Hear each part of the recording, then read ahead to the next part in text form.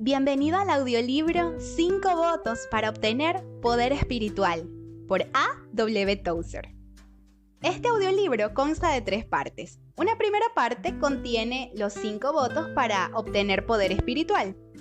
La segunda y tercera parte fueron adicionadas, ya que el mensaje en sí era muy pequeño para ser publicado como un libro independiente.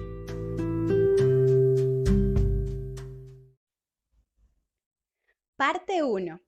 Afirmaciones para el reavivamiento personal. Algunas personas rechazan la idea de hacer votos, pero en la Biblia usted encontrará muchos grandes hombres de Dios que fueron dirigidos por alianzas, promesas, votos y compromisos. El salmista no se retractaba al hacer votos.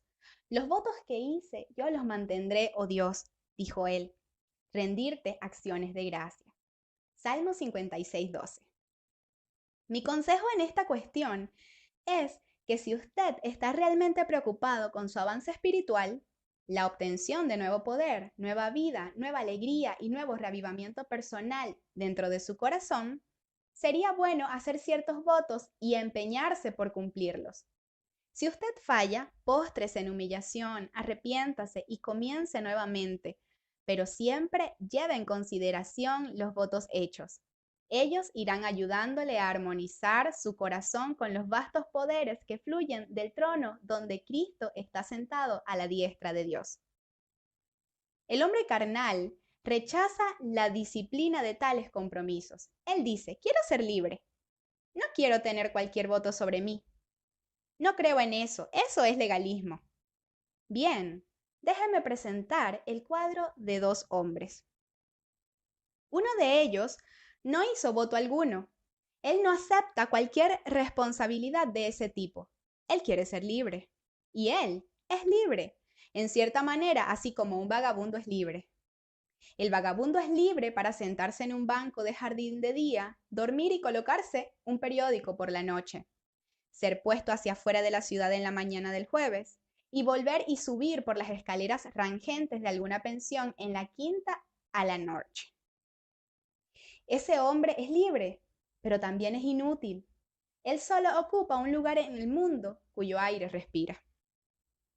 Examinemos ahora otro hombre, tal vez un presidente o primer ministro o cualquier gran hombre que carga sobre sí el peso del gobierno. Hombres así no son libres, sin embargo, con el sacrificio de su libertad demuestran poder. Si insisten en ser libres, podrán serlo, pero solo como el vagabundo. Escogieron, sin embargo, estar amarrados. Hay muchos vagabundos religiosos en el mundo de los que no quieren estar amarrados a cosa alguna. Ellos transformaron la gracia de Dios en libertinaje personal.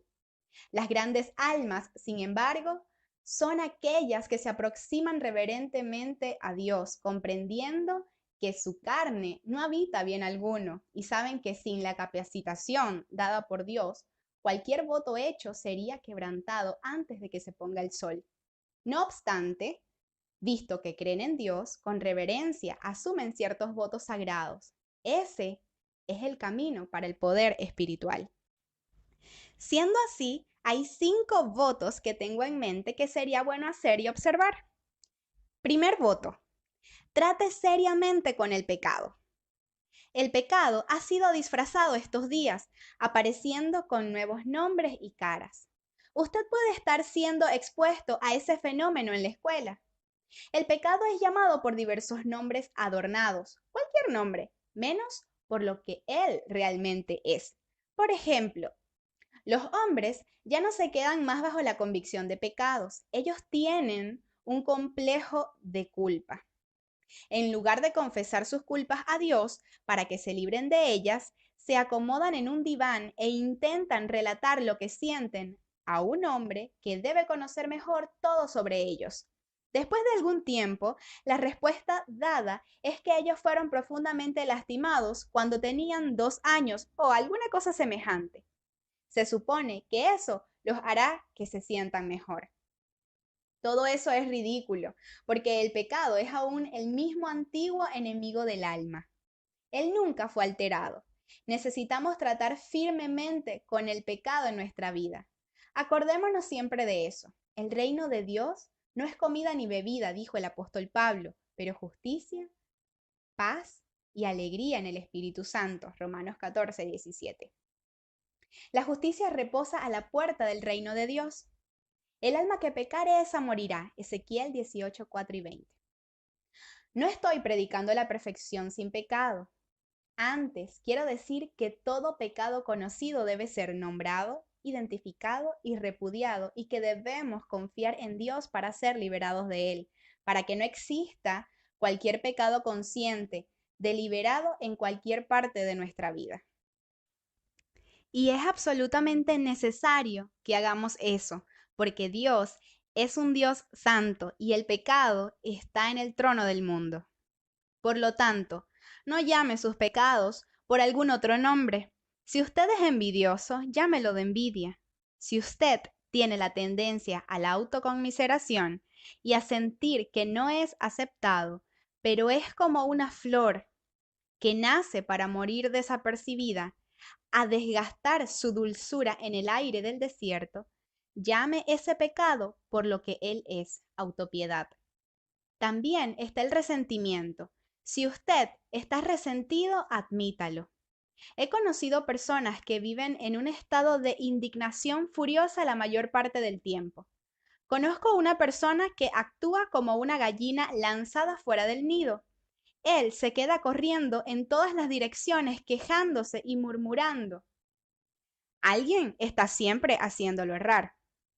Ahora, si usted tiene ese mismo espíritu, tiene que tratar con él inmediatamente. Usted necesita librarse de eso.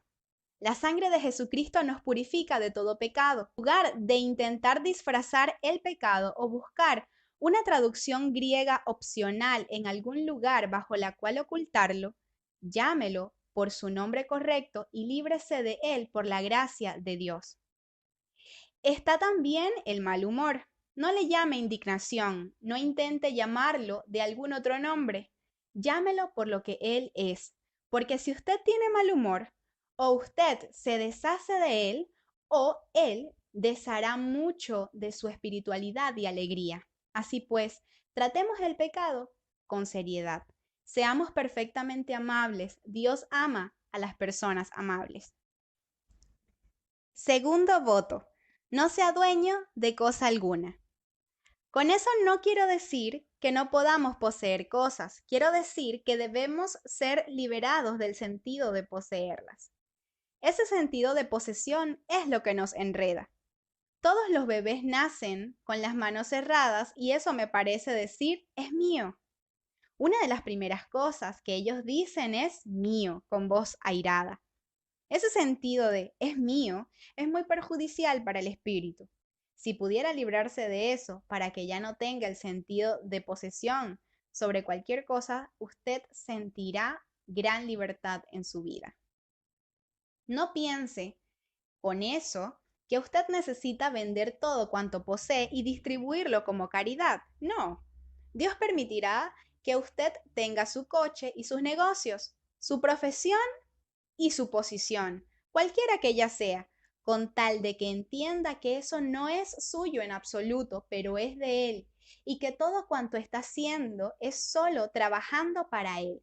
Entonces podrá estar tranquilo en relación a todo eso, pues nunca necesitamos preocuparnos por perder lo que le pertenece a otra persona.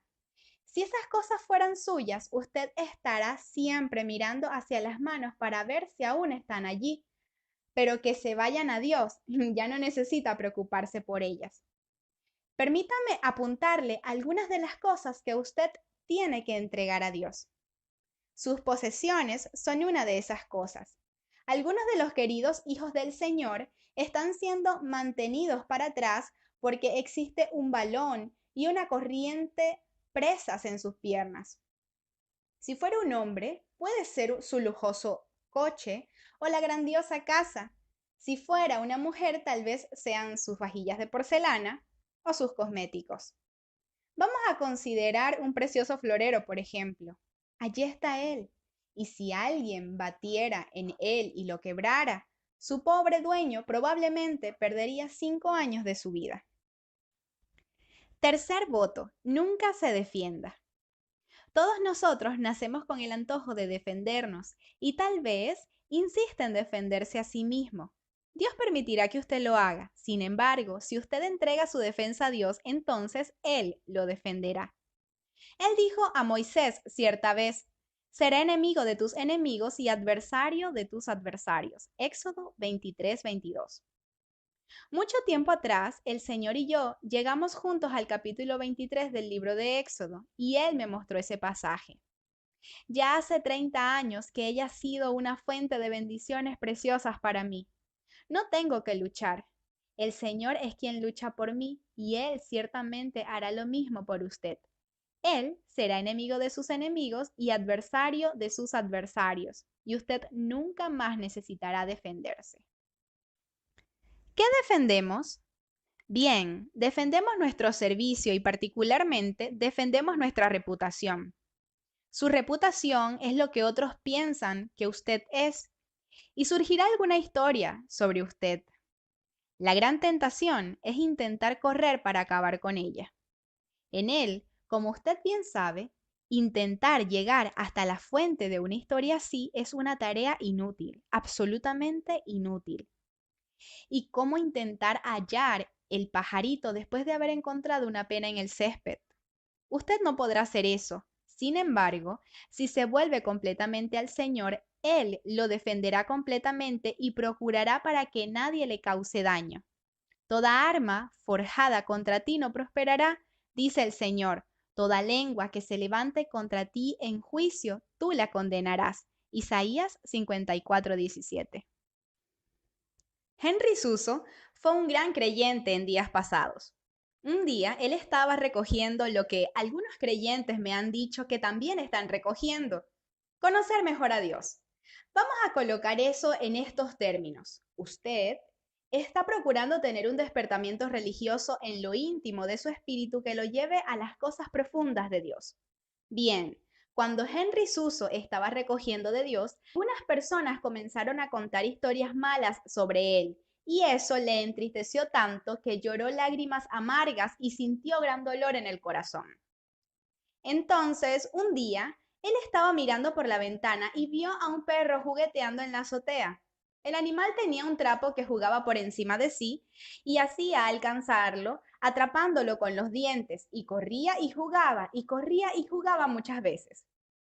Entonces, Dios, dijo Henry Suso, aquel trapo es mi reputación y estoy dejando que los perros del pecado rasguen mi reputación en pedazos y la lancen por tierra para mi propio bien.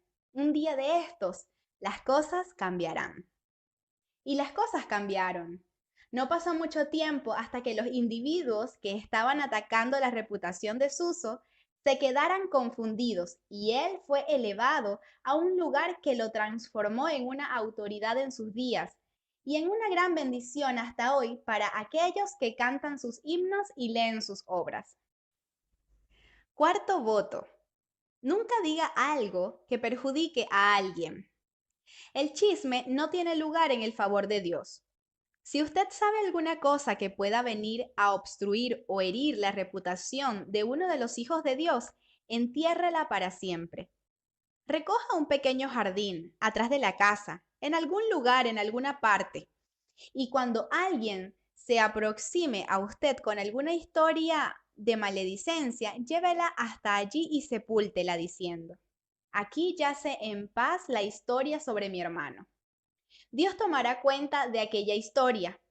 Con el criterio con que juzgaréis, seréis juzgados. Mateo 7:2. Si quiere que Dios sea bondadoso con usted, tendrá también que ser bondadoso con sus otros hijos. Usted dirá, ¿pero eso no es la gracia? Bien, la gracia es que Él lo hizo a usted entrar en el reino de Dios y es un favor inmerecido. Sin embargo, después de usted sentarse a la mesa del Padre, Él espera que pueda aprender cómo comportarse en la mesa y Él no le permitirá comer mientras usted no obedece sus órdenes. ¿Y qué orden es esa? Que no cuente historias sobre los hermanos que están sentados a la mesa con usted, no importando dónde se congregan, la nacionalidad o acontecimientos del pasado. Quinto voto. Nunca tome cualquier gloria. Dios es celoso de su gloria y no la dará a nadie. Él no compartirá su gloria con quien quiera que sea. Es muy natural, diría yo, que las personas esperen que tal vez su servicio cristiano les dé la oportunidad de demostrar sus habilidades. Verdaderamente quieren servir al Señor, pero también quieren que los demás sepan que están sirviendo al Señor. Ellas quieren tener una reputación entre los santos. Este es un terreno muy peligroso, tener reputación entre los santos. Es muy ruin buscar la reputación en el mundo, pero es peor buscar la reputación entre el pueblo de Dios. Nuestro Señor desistió de su reputación y debemos hacer eso también. Meister Eckhart, cierta ocasión, predicó un sermón sobre la purificación que Cristo hizo en el templo. Dijo él: nada había de errado con aquellos hombres que vendían y compraban allí. Nada había de errado en intercambiar dinero allí. El pecado de ellos se resumía en el hecho de que hacían eso para obtener un logro. Ellos ganaban cierto porcentaje a los que servían al Señor. Y entonces Eckhart hizo la aplicación. Quien quiera que sirva por una comisión, por un poquito de gloria que pueda quitar de ese servicio, es un comerciante y debe ser expulso del templo. Concuerdo totalmente con eso. Si usted está sirviendo al Señor y casi sin percibir, tal vez inconscientemente, espera obtener una pequeña comisión de 5%, cuidado. Eso irá a espantar el poder de Dios de su espíritu. Usted necesita determinar que nunca irá a aceptar cualquier gloria, pero sí cuidar para que Dios la reciba toda. Esos 5 votos necesitan ser escritos en nuestra propia sangre. La cosa más simple posible es presentar un mensaje como este. Lo realmente difícil es poner eso en práctica en nuestra propia vida. Recuerde que esos 5 votos no son alguna cosa que se deba escribir en la tapa de la Biblia para después olvidarlos. Necesitan ser escritos en nuestra propia sangre. Tienen que ser votos finales, irrevocables, que se queden solo en la superficie no es suficiente. No puede ser así, no. Que esos votos vengan de las profundidades de su corazón, de las mayores profundidades de su espíritu. Esos votos son contrarios a la antigua naturaleza humana. Ellos introducen la cruz en nuestra vida y nadie jamás pudo retraerse después de haber tomado su cruz. Nadie jamás. Cuando un hombre toma la cruz, ya dijo adiós. Él nunca más volverá. El hombre con la cruz nunca retorna. Cuando hagas esos votos, recuerde, ellos introducen la cruz en su vida, hieren en el corazón su vida centrada en el ego y nunca más habrá lugar para retorno. Y digo yo, ay de los livianos. En Brasil y tal vez en otros lugares también muchas personas están diciendo, experimenten a Jesús, experimenten a Dios. Livianos experimentadores, probadores es lo que ellos son. Son como un conejo que cuenta con 12 agujeros de salida para que, si uno se ha obstruido, pueda huir por el otro. No, de la cruz no hay lugar para huir. Nadie puede experimentar a Jesús. Él no está a la disposición de nadie para ser probado. Cristo no está bajo prueba. Usted está. Yo estoy. Él no. Dios lo resucitó de entre los muertos y para siempre confirmó su deidad y lo selló y entronizó a su mano derecha como Señor y Cristo. Entregue todo a Él y notará que su vida comenzará a ser elevada. Usted florecerá de manera maravillosa. Por una vida más poderosa. Sin embargo, si usted por casualidad que sea uno de aquellos sobre quien Dios impuso la mano para una vida más profunda, para una vida más poderosa, para una vida más llena, entonces yo pregunto si está dispuesto a hacer una oración como esta. Dios, glorifícate tú aún a pesar de mí. Envíame la situación, cualquiera que fuera, Señor. Yo no establezco el precio. No intentaré volver atrás. Glorifícate tú, Señor. Yo acarrearé con las consecuencias. Este tipo de oración es simple, pero es profunda, maravillosa y poderosa. Yo creo que si usted pudiera hacer una oración como esa, ella será la rampa de donde podrá ser lanzado a las mayores alturas y a los cielos más azules en las cosas del Espíritu.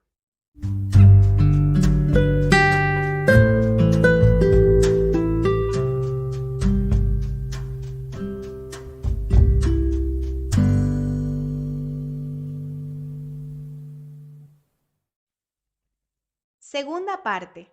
Una vida llena del Espíritu. Todo cristiano puede recibir un derramamiento abundante del Espíritu Santo. Llenaos del Espíritu. Efesios 5:18.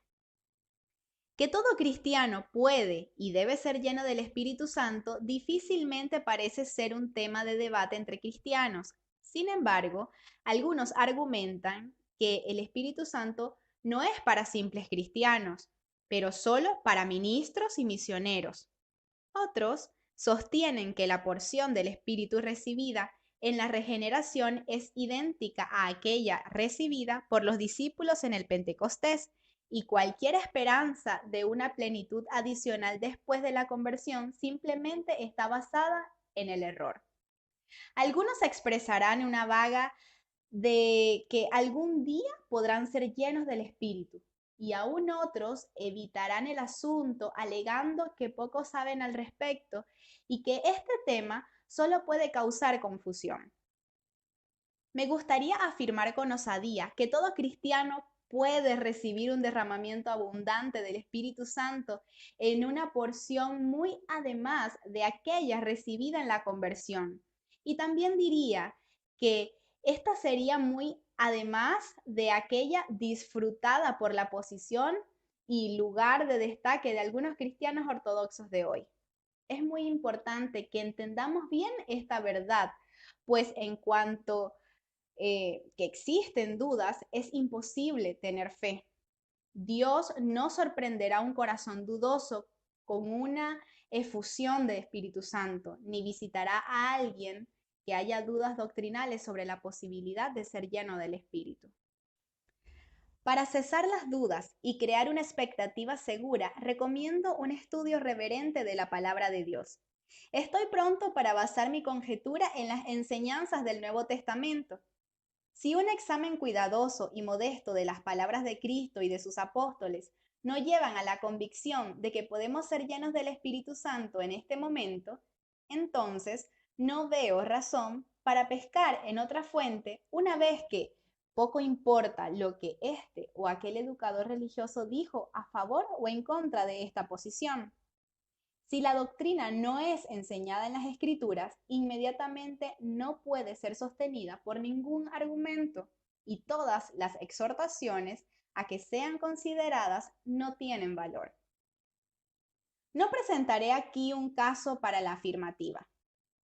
Que aquel que tiene dudas examine la evidencia por si aún y llegase a la conclusión de que no hay justificación en el Nuevo Testamento para creer que puede ser lleno del Espíritu, que él cierre este libro y ahórrese el trastorno de continuarle a leerlo.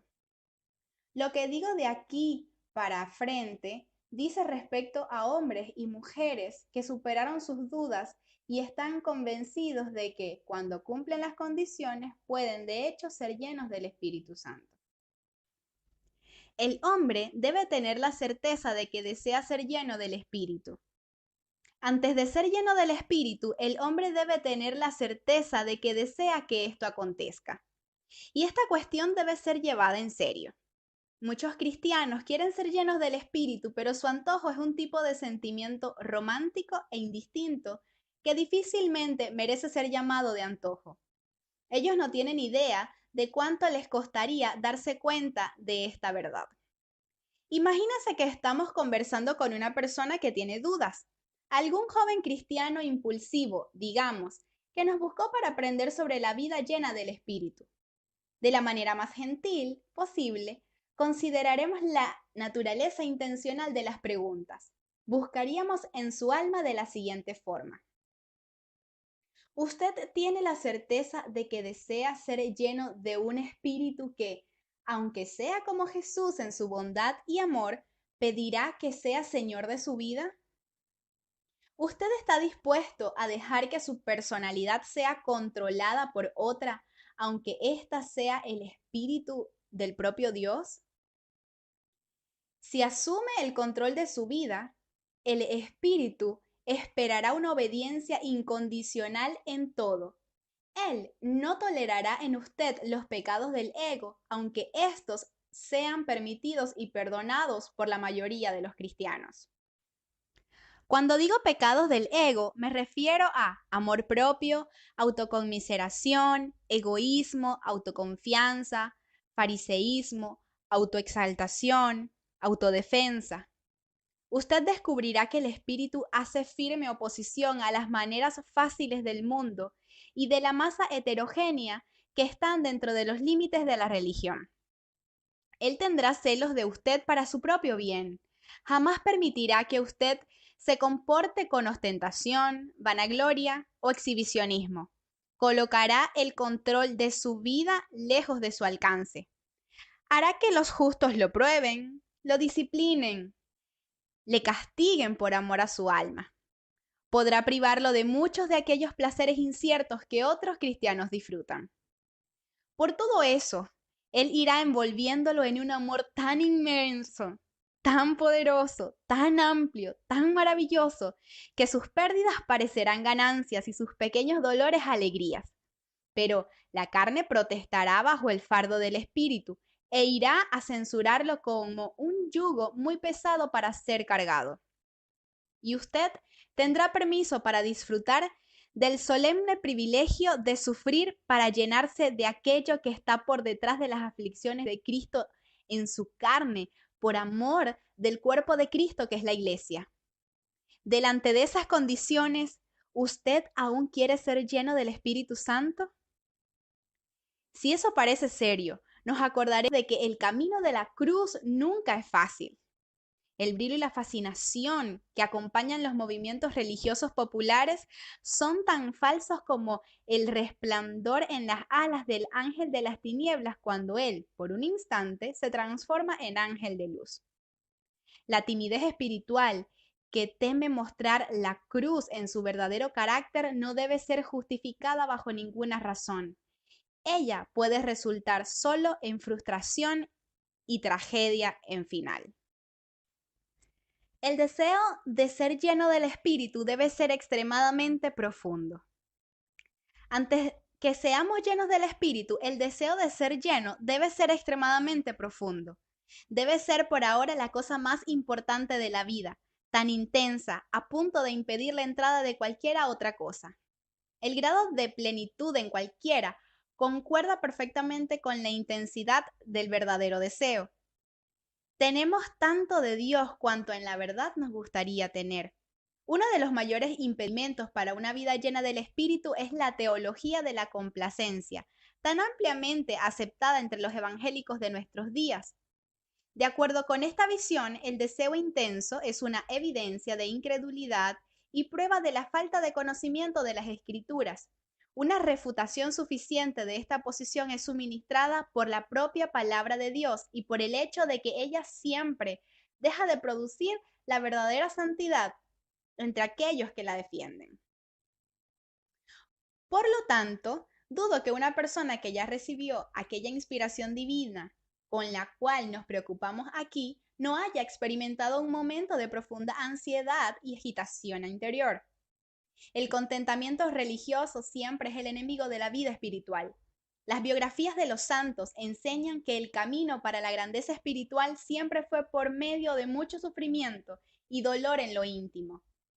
La frase "el camino de la cruz", aunque aparezca en determinados grupos con el sentido de algo muy bello y hasta agradable, aún significa para el verdadero cristiano lo que siempre significó: el camino del rechazo y de la pérdida. A nadie jamás le gustó una cruz, así como a ninguno jamás le gustó una horca. El cristiano que está a la búsqueda de cosas mejores y que para su temor se vio en un estado de total desesperación consigo, no necesita sentirse desanimado.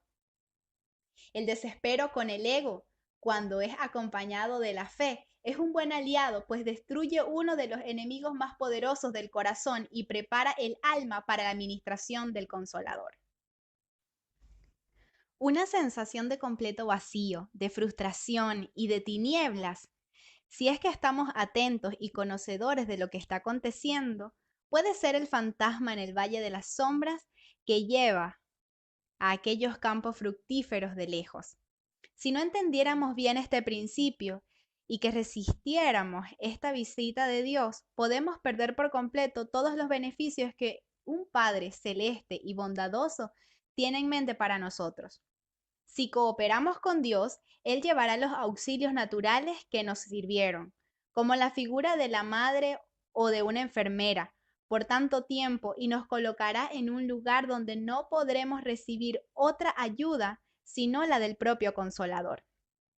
Él arrancará aquella cosa falsa que los chinos llaman de faz y nos mostrará cuánto arduamente somos realmente pequeños. Cuando hubiera acabado su obra en nosotros, sabremos lo que nuestro Señor quiso decir cuando dijo: bienaventurados los humildes de espíritu. Mateo 5:3. No se olvide, sin embargo, de que en estas disciplinas arduas no seremos abandonados por nuestro Dios. Él nunca nos dejará ni nos desamparará, ni se quedará airado con nosotros, ni nos reprobará.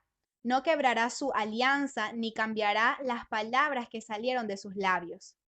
Él nos guardará como a la niña de sus ojos y celará por nosotros como una madre ha de cuidar de su hijo. Su amor no fallará, aunque esté conduciéndonos hacia una experiencia tan real y tan terrible de crucifixión de nuestro ego, de modo que solo podemos expresarla por medio del llanto. Dios mío, ¿por qué me desamparaste? Salmos 22:1, Mateo 27:46. El valor de la experiencia de privación. En este momento, busquemos mantener nuestra teología en este sentido, en lo que concierne a todo eso. No hay en esta difícil privación un remoto pensamiento de mérito humano. La noche oscura del alma no conoce un rayo turbio de la luz engañosa del fariseísmo. No merecemos la unción que anhelamos por medio del sufrimiento, ni esta devastación del alma hace con que seamos personas estimadas para Dios, ni nos da otro favor a sus ojos. El valor de la experiencia de privación está en su poder de desvincularnos de los intereses pasajeros de la vida y en lanzarnos de vuelta a la eternidad. Sirve para vaciar nuestros floreros terrenales y prepararnos para el infundir del Espíritu Santo. Lo que se llene del Espíritu, por lo tanto, exige que abramos la mano de nuestro ser como un todo, que nos sometamos a una muerte interior, que liberemos nuestro corazón de aquel desecho adámico que se acumuló a lo largo de los siglos y abramos todos los compartimientos de nuestro ser para el invitado celestial. El Espíritu Santo es una persona viva y debe ser tratado como tal. Nunca podemos pensar en él como una energía ciega ni como una fuerza impersonal. Él oye, ve y siente como cualquier otra persona. Él habla y oye cuando hablamos. Podemos agradarle, entristecerlo o callarlo, como podemos hacerlo con cualquier otra persona. Él responderá a nuestro tímido esfuerzo por conocerlo y vendrá a su encuentro en medio del camino. Por más maravillosa que sea esta experiencia o la crisis de ser lleno del Espíritu, debemos recordar que eso es solo un medio para que alcancemos algo mayor, que es el piso en el Espíritu durante una vida, ser habitado, dirigido, enseñado y fortalecido por su poderosa persona. Y para continuar, por lo tanto, a andar en el Espíritu es preciso que cumplamos ciertas condiciones. Estas nos son presentadas en las Sagradas Escrituras y están descritas allí para que todos vean. Una vida llena del Espíritu. El ser lleno del Espíritu requiere, por ejemplo, que vivamos de acuerdo con la palabra de Dios como un pez vive en el mar. Con eso no quiero decir que debemos simplemente estudiar la Biblia, ni que hagamos un curso sobre la doctrina bíblica. Quiero decir que debemos meditar de día y de noche en la Santa Palabra, que debemos amarla, en deleitarnos con ella, digerirla todo el tiempo. Cuando las actividades de la vida exigen nuestra atención, podemos, sin embargo, con un tipo de reflexión bendecida, mantener siempre la palabra de verdad en nuestra mente. Por lo tanto, si agradamos el Espíritu que habita en nosotros, todos debemos tener una buena relación con Cristo. La obra presente del Espíritu es honrar a Cristo y todo lo que Él hace tiene esta tarea como su principal propósito. Debemos hacer que nuestros pensamientos sean un santuario limpio para su santa habitación. Él habita en nuestros pensamientos, y pensamientos deshonrosos le son tan repulsivos. Sobre todo, debemos mantener la disposición de fe que continuará firme por más radical que pueda ser la inestabilidad de nuestros estados emocionales. La vida en la que el Espíritu habita no es una edición de lujo del cristianismo que debe ser disfrutada por determinados cristianos extraordinarios y privilegiados que por casualidad son mejores y más sensibles que el resto. Al contrario, es el estado normal para que todo hombre y mujer redimido en todo el mundo. Y el misterio que había estado oculto por los siglos y de las generaciones, ahora, sin embargo, se manifestó a sus santos, a los cuales Dios quiso dar a conocer cuál sea la riqueza de su gloria de este misterio entre los gentiles, es decir, Cristo en vosotros, la esperanza de gloria. Colosenses 1, 26, 27. Faber, uno de sus bellos y reverentes himnos, dedicó estas maravillosas palabras al Espíritu Santo. Océano, océano inmenso que fluye, tú eres el amor que no tuvo principio. Estremezco en mi alma, siento el mover de tus aguas, tú eres un mar sin playa, tremendo e infinito eres tú, un mar que puede limitarse dentro de mi pequeño corazón.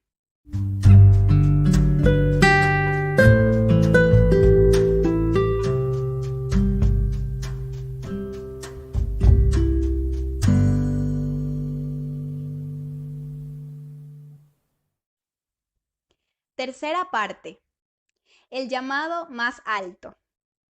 Si Dios lo ha llamado a usted para que sea verdaderamente como Jesús con todas las fuerzas de su espíritu, Él lo estimulará para que lleve una vida de crucifixión y de humildad, y le exigirá tal obediencia que usted no podrá imitar a los demás cristianos, pues Él no permitirá que usted haga lo que hacen otros en muchos aspectos. Otros, que aparentemente son muy religiosos y fervorosos, pueden tener a sí mismos en alta estima, pueden recoger influencia y resaltar la realización de sus planes. Usted, sin embargo, no debe hacer nada de eso, pues intentar hacerlo fracasará de tal modo y merecerá tal reprobación por parte del Señor que usted se convertirá en un penitente lastimoso.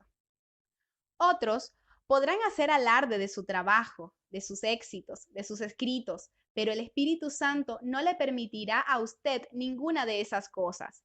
Si usted comienza a proceder de esa forma, Él lo consumirá en una mortificación tan profunda que usted despreciará todas sus buenas obras. A otros será permitido conseguir grandes sumas de dinero y darse a lujos superfluos. Sin embargo, Dios solo proporcionará a usted el sostén diario porque quiere que usted tenga algo que es mucho más valioso que el oro, una absoluta dependencia de Él y de su invisible tesoro. El Señor permitirá que los demás reciban honras y se destaquen, mientras lo mantiene a usted oculto en la sombra, porque Él quiere producir un fruto selecto y fragante para su gloria venidera, y eso solo puede ser producido en la sombra. Dios puede permitir que los demás sean grandes, pero usted debe continuar siendo pequeño. Dios permitirá que otros trabajen para Él y ganen fama. Sin embargo, hará que usted trabaje y se desgaste sin que ni aún sepa cuánto está haciendo. Después, para que su trabajo sea aún más valioso, permitirá que otros reciban el crédito por lo que usted hace, con el fin de enseñarle el mensaje de la cruz, la humildad y algo de lo que significa participar de su naturaleza. El Espíritu Santo mantendrá sobre usted una estricta vigilancia y con celoso amor le reprobará por sus palabras o por sus sentimientos indiferentes o por malgastar su tiempo, esas cosas que parecen no preocupar a los demás cristianos. Por eso, habitúese a la idea de que Dios es un soberano absoluto que tiene el derecho de hacer lo que le plazca con los que le pertenecen y que no puede explicarle las infinidades de cosas que podrían confundir su mente por el modo como Él procede con usted. Dios tomará la palabra y si usted se vende para ser su esclavo sin reservas, Él lo envolverá en su amor celoso que permitirá que otros hagan muchas cosas que a usted no le son permitidas. Sépalo de una vez por todas. Usted tiene que entenderse directamente con el Espíritu Santo acerca de esas cosas y Él tendrá el privilegio de atar su lengua o de colocar esposas en sus manos o de cerrar sus ojos para aquello que es permitido a los demás. Sin embargo, usted conocerá el secreto del reino. Cuando estuviera poseído por el Dios vivo de tal manera que se sienta feliz y contento en el íntimo de su corazón, con esa peculiar, personal, privada y celosa tutoría, y con ese gobierno del Espíritu Santo sobre su vida, entonces habrá encontrado la entrada de los cielos, el llamado más alto de Dios.